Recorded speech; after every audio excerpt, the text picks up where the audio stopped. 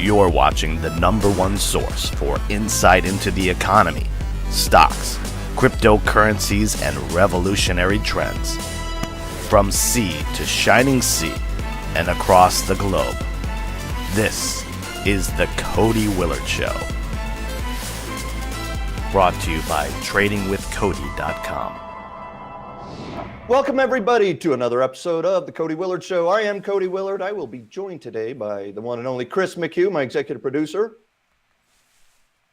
And my main man, Piper, is in the house. Check, testing. I thought he was going to kiss you. You guys are romancing over there. Yeah, nice. It's hard work in here. Spend a lot of time together. Chris, what's going on over here? What do you want to get hit on today? It's a time, Cody, the 2008 crash. We're marking that anniversary. Sad time. I don't know if it's an anniversary, not happy anniversary anyways, but a lot of people still haven't recovered from 2008. Cody, what you got? Chris, it's remarkable looking back 10 years ago. And at the time, it was the crisis started and the bailouts started, that the banks and the car companies, I don't know how many people remember that the car companies got $50 billion of cash to save their horrible loans that they'd been making in their finance divisions back in the crisis. But there were more than $1 trillion taken from the middle class and my children and my grandchildren and funneled it through the government to the banking class, to the billionaires, to the millionaires. And at the time, people were desperate for some leadership. And I even saw a thing the other day with a quote unquote liberal guy, economist, who was talking about his memories of this and how he was sure that Obama would come in and fix things. He would punish the bankers who had caused the crisis and recklessly lied about their balance sheets and created these derivative junk things that many people that the management at these banks knew was fraudulent and or junk. And they continued to lie about it and nobody prosecuted him. And the guy was so disappointed that Obama hadn't done what all of the great liberals out there thought he would do. And instead, he just wrote bigger checks to the banks. And what's crazy is that you fast forward to today, and instead of people being mad at Republicans and Democrats, the Republican regime, the Democrat regime, the Republican Democrat regime, as I like to call it, jointly, because they both wrote those billion and trillion dollar checks that took care of the shareholders of the giant banks, took care of the bankers themselves. Nobody was prosecuted for lying about their balance sheets and creating fraudulent products. And somehow people still think, well, the Democrats will be liberal and the Republicans will be conservative. It's both. And nothing has changed. The wealth disparity in this country has gone through the roof, Chris. Look at the economy in your community, Chris. What do you see? Do you see wealth disparity? Do you see billionaires running around in Teslas and guys at McDonald's working 2 jobs, trying to keep their kids in shoes with no health insurance? I'm torn because the economy is booming, but I don't know who to thank for it. Trump and Obama both say I should be paying them homage, if you will. Cody, which one? Which one should I pay homage to? You shouldn't give any of them credit. The only thing they have done is redistributed the wealth. The government never proactively creates prosperity. They can simply redistribute that wealth. And that is what Republicans and Democrats and Obama and Trump have done and continue to do. And that is why at this very moment, yes, the economy is going very well here. Corporations are hiring people. Unemployment rate at 3.9%, very low levels, historically speaking. Average hourly pay finally starting to creep up a little bit. People are making a little bit more money. But the fact is that the average middle class household in this country in 2018, 10 years after the crisis, is inflation adjusted 20% to 40% less wealthy than they were in 2008. They have lost wealth. Salaries and wages make up a fraction of what they used to. They now account for 60% of middle class wealth versus 70%. It's the assets that everybody's gotten wealthy on, the stock market, real estate. It is the things that they bailed out. It is the checks that they wrote, the $1 trillion that still, all of those emergency 2008 measures that were put in place are still here today. Goldman Sachs, JP Morgan are still getting trillions of dollars of subsidies and assistance and changed accounting rules in their favor. None of this has changed. The only thing that has changed is their share of the pie. The economy is going great. The markets are at all-time high. Asset wealth is at all-time high in this country, but middle-class people's share of it has declined, and they are poorer today than they were 10 years ago. The rich, the billionaires, the millionaires, the giant corporations, and the bankers, meanwhile, have seen tenfold, fivefold, threefold increases in all of the assets that they were levered up on back in the crisis that they got bailed out with. Shareholders at these banks still getting their dividends. All of this stuff is why you are poor today as a middle class person, but the rich are saying the economy's great. Corporate earnings are through the roof. And I've been saying for a long time, you got to ride this bubble blowing bull market, Chris. But what about my house? Is my house doing okay? The average person at home can ride these bubble and benefit from the bailouts is to try to get some of that corporate gravy train. Or at least my middle class brethren houses prices going up a little bit. Do we have that at least, Cody? Sure. And again, 7 years ago in the midst of the crisis, I started buying real estate in New Mexico and wrote a lot about it for the Wall Street Journal and Market Watch about this. That was a great time to invest in real estate. I don't think this is the best time ever to invest in real estate right now. Things are through the roof. But yes, if you're a middle class homeowner and you've had your wealth increase a little bit because your house value went up a little bit. How about the guy renting a house, though? He doesn't even get the mortgage deduction write-off. He's subsidizing the homeowner. I don't know, Chris. Drives me crazy. In the end, you look at your own life today and you tell me, is it better off than it was in 2008, or is it just at least not terrible? At least you're not panicked anymore. I bet it's close to the latter. Well, don't panic, be cool, and we'll be right back. A former CNBC and Fox News anchor, hedge fund manager, and the go-to stock market guest for The Tonight Show, Cody Willard and his stock analysis have been published in the Financial Times, the Wall Street Journal, Fortune magazine, and many other places. Want to follow his secrets to investment success?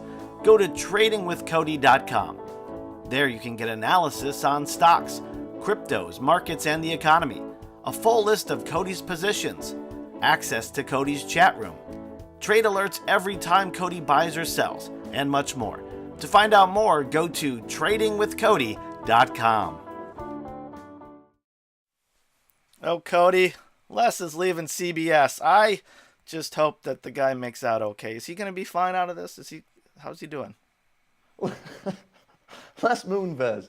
Let's talk about how the board at CBS has paid Les Moonves for the last decade. The last 10 years, CBS's stock has gone nowhere. As a matter of fact, it's down about 50%, 40% from its highs. While, Netflix has gone up eightfold in the last 3 years since Netflix became a little bit bigger in market cap valuation than Netflix for the first time 3 years ago. Netflix is taking over the world. Meanwhile, CBS and their board are celebrating the fact that they're number one in a dying television industry. Broadcast television viewership is down, and it's a secularly declining industry because kids don't watch broadcast television. So while Les Moonves, so I like to call him after today, I just made that up right now. It's just a slip of the tongue, but I sort of like it. Les Moonves has been paid $1 billion in the last 10 years, even as CBS's market cap has gone nowhere, and You know what the valuation of CBS is, Chris? $19 billion. They have paid Les Moonves 5% of their entire valuation in the last 10 years. That would be like Apple paying Tim Cook, the CEO there, $55 billion in the last 10 years to run Apple. And, they haven't paid him that. Tim Cook has become a billionaire running Apple in the last 10 years, but not 55 times over. That would be that's equivalent to what this guy, Les Moonves, was making. Chris, it's a lot of money, but what's probably, the sad thing is that there are real world people that work at CBS that don't make enough, again, to pay their health care. They don't make enough to keep their kids in shoes. The guys that are janitors at CBS, the receptionists, many of them are making minimum wage. Meanwhile, Les Moonves has had $1 billion personally taken home, and they're writing him $100 million severance check to leave in the midst of a scandal, Chris. Well, what would you say the new media model is? You're either huge in your CBS or your Netflix, or you're a little guy. Isn't the middle kind of gone? That operation, like local over-the-air TV stations, radio stations, stuff like that. Is that the new model? Well, but Chris, what's interesting is, with social media and blogs before that, email, the fact is that the world has shrunk. Distribution in media is free. It used to be very expensive to get distribution into anyone's home. There were only 3 television stations for many years.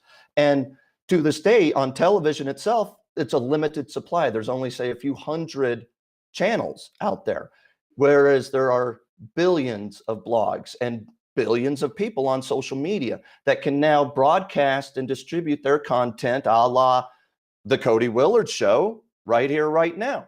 You and I creating this show in this forum and then distributing it on broadcast television. Yes, we're getting picked up on broadcast. We're distributing it on all of the over-the-top networks. We just got accepted on Amazon channels. We're getting distribution all over. And in this day and age, that's what's important. What does CBS have but a declining controlled asset in television channels? They have a lot of content. And maybe at some point they can start supplying content into all of these other distribution outlets. But until they get more serious about distributing that content over the top, over the internet to the millennials and youth of the world, it's a YouTube kids world. CBS is a joke. Nobody in Europe has ever heard of CBS. Everybody in Europe has heard of Netflix, YouTube. It's like a few years back when ESPN bigwigs had them do market research, say how many cable subscribers are they going to lose? They said not too many. They re-upped all these deals with all these anchors, all these sports clubs, leagues, things like that. And now look at them. They can't shed employees fast enough. Well, and I'll leave you with this thought. CBS has paid billions of dollars to the NFL to stay relevant also. And you don't think Amazon could come in there tomorrow and write a check 3 times larger than what CBS could and take the distribution rights away from CBS on the NFL? That might be the last straw. See you later, CBS. We'll be right back, people. No matter where you turn, the news is slanted left or right. That's why people are watching The Cody Willard Show. How can we create nonpartisan news using technology? He's an independent, free thinker. And pretend that poor people are on welfare when it's the rich people and the giant corporations that are using welfare. Whether it's investing or politics, he's trying to be objective. The Cody Willard Show. Watch the show online and download the podcast. You know what time it is? It's time for sports with my main man, Ross the Boss. Welcome back, Roscoe. What's cooking? Hey, I'm Ross the Boss, and I want to talk sports with you, cowboy. Week 1, NFL football. Unbelievable. Sunday night. The frozen tundra of Green Bay. Well, it wasn't really frozen.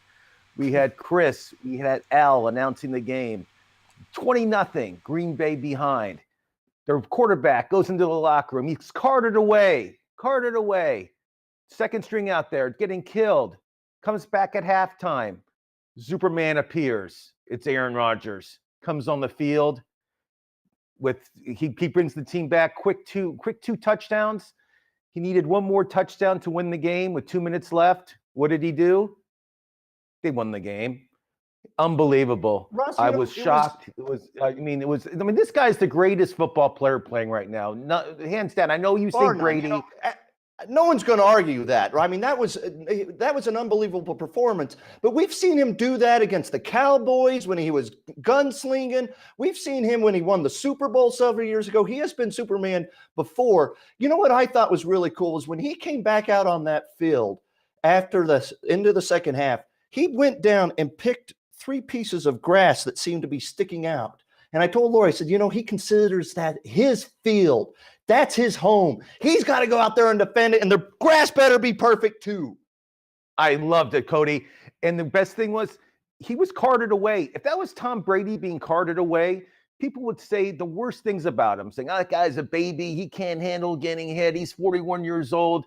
But because it's Aaron Rodgers and he was carted away, he's like a folk hero. I mean, Green Bay, they're owned by the city of Green Bay owns the team. Everybody's like a stockholder of that team. So they love their Green Bay Packers. Without Aaron Rodgers, Green Bay's the worst team in the league. With Aaron Rodgers, they're a playoff contending team.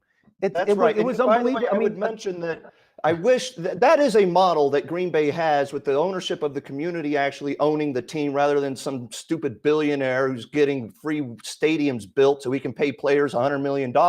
Green Bay is paying their player $100 million and using taxpayer money, but at least it is the community that actually nets the profits besides what the big checks they're writing the players with the welfare money, while there are people in Green Bay and Madison and everywhere else, Wisconsin, there are hungry people who are paying taxes.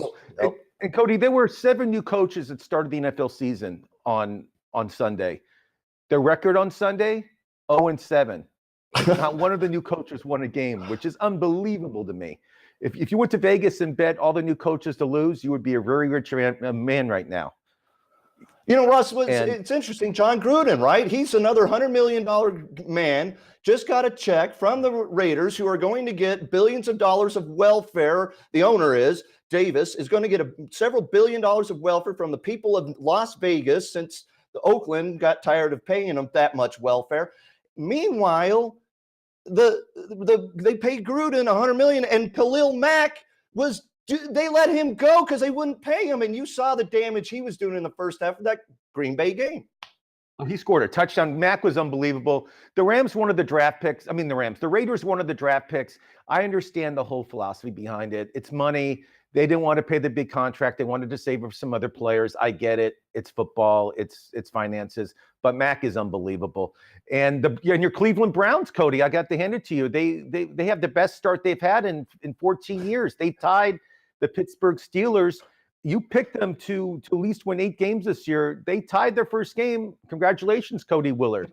I'm on my way to prediction glory. I wish I'd bet on that. I'd made the bet too in Vegas when I had the chance.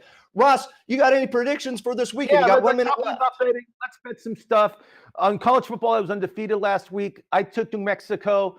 I took the points. I covered. You said Wisconsin would cover. They didn't. You covered by 3 points. New Mexico lost. I won. Willard, I won. I won, Willard. Let me tell you, this week, New Mexico's playing New Mexico State. I'm taking the Lobos again. I'll give the 5 points to the Aggies. I have a friend that went to New Mexico. His wife went to New Mexico State. They're not talking this week. They're very angry with each other. I'm taking New Mexico, though. The other team I'm taking is Arizona State. They're playing San Diego State in San Diego. We're taking Arizona State. They covered last week. They won last week. They beat Michigan State. They're on a roll. They're giving 5 points. Give the 5 points away. TCU is at home against Ohio State. We're taking TCU plus 14. NFL, the Bengals play tomorrow night. Thank you for being here. That's your picks. See you, everybody. We'll be right back.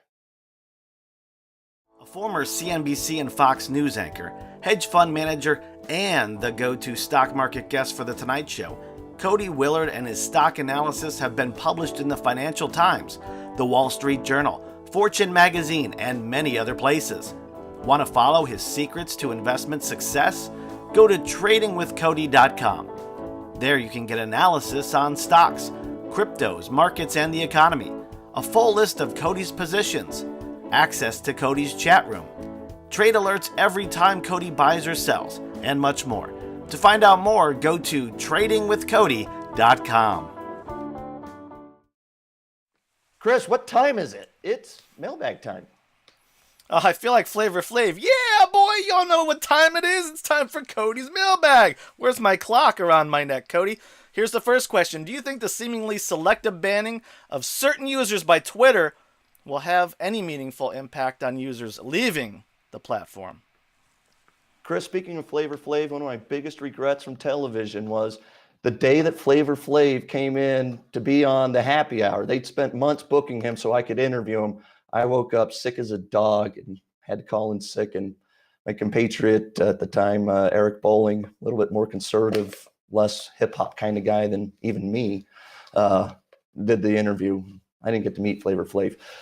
Your question, though, Twitter and the idea that people are being banned, and is this something new? It's certainly partisan fodder right now, and I'm partisan preyed upon by all kinds of people on Facebook and Twitter. Every time I put up anything, even just a beautiful video of my daughter and I playing, somehow turns into partisan fodder and liberal versus right and Obamacare. And look, don't be a partisan predator, number one. But beyond that, what I decided to do when people are doing all this about Twitter and freaking out, and is Twitter a bastion of free speech anymore or not? And go back 5 years ago. I went back to Google and searched Twitter bans user from 2011 to 2014. I found articles like, literally, quote, Twitter free speech champion to selective censor. It could have been written yesterday by a Republican so-called conservative website. Today, Twitter firestorm as site bans journalist for NBC criticism. This was in 2012, people. 6 years ago, they were freaking out about that. Luis Suarez banned, soccer player. Twitter explodes. It's a headline. And Twitter users, a guide to the law. That was an actual article written 6 years ago. Maybe some of these people that are getting banned should consider reading the law, following the law. Don't harass people. Be nice, be civil, beyond following the law. Be a good person. Let's be a little more cordial. Don't be a partisan predator, and don't be a predator at all on social media. I'm sick of being preyed upon. Look, be cool, man. Think things through a little bit. The Republicans and Democrats both bailed out those banks in 2008, and the economy's doing okay because you're the one working. They're redistributing your wealth upwardly most of the time. People worry about entitlements. You should worry about corporate welfare entitlements. That's what's bankrupting the country. Thanks for watching, everybody. Peace, love, and happiness.